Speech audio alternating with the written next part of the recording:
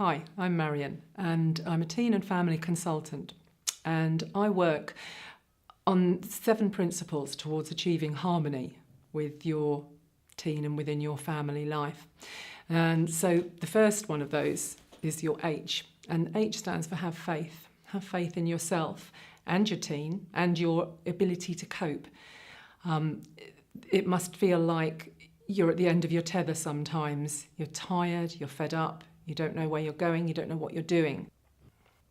Parenting is a very hard job and one that we don't get any training for, and sometimes we lose faith in our ability and we think that we're not getting anything right, but we are. Just think of the hard work that you are putting in. Give yourself a pat on the back, take a deep breath, do something nice for yourself, and then you can tackle the rest. Accept that we all make mistakes. And we do make mistakes. We're none of us perfect. We're human beings. We're not failures. We're not losers. We're not stupid. We're not bad people. Mistakes are mistakes. And so we have to understand that that's the way that we learn. So making a mistake is fine. We can accept that and move on. And the same goes for our children. We tell them, we warn them, we guide them, we do our best. Do they listen? Probably not a lot of the time, but did we listen when our parents were trying to guide and warn and prepare us? I know I certainly didn't a lot of the time. Provide your consequence, stick to what you've said, and then let it go. And don't harp on and on about it, because all that will do is keep the bad feelings going and prevent moving forward in a positive way. R stands for remember to be consistent. Now, this is a really big one. Being consistent is a very important thing when it comes to working with teenagers or with your children.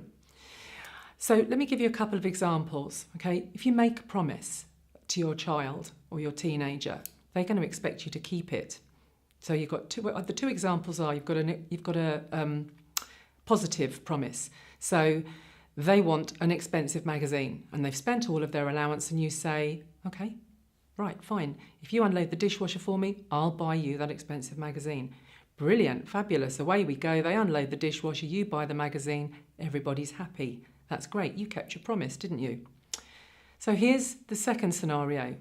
That same son or daughter of yours is going out on Friday night and you give them a time to be home, 12 o'clock, midnight, not unreasonable, they are 16. And you say to them, I want you to be home at 12 o'clock, and if you're not, there'll be a consequence. And that will be that I won't pay for you to go to the pizza place with your mates on Sunday, okay? Yes, Mum, fantastic, Mum, great, Mum, I'm off, see you later. Right, okay, don't be late. No, I won't be late. So they go out. An hour late, they roll back. No excuses.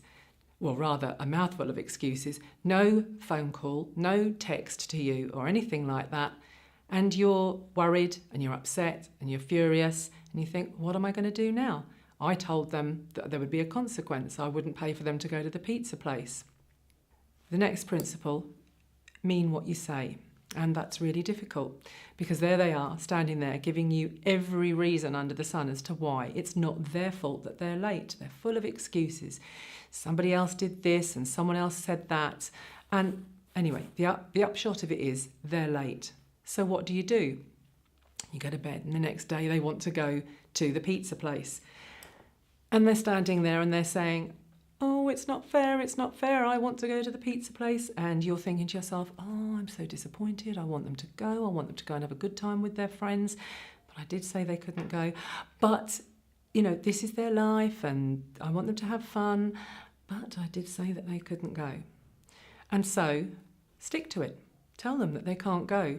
And yes, it will be difficult. It's not simple. It's not easy to deny them something that you know that they really want to do, but you did tell them and you made them a promise. So stick to that promise. And then the next time that they go out and are going to be late, or you ask them to come back at a certain time, they may not be late. Or then again, they might be. And you might have to go through the whole process all over again. But nothing ever happens overnight. So remember, mean what you say.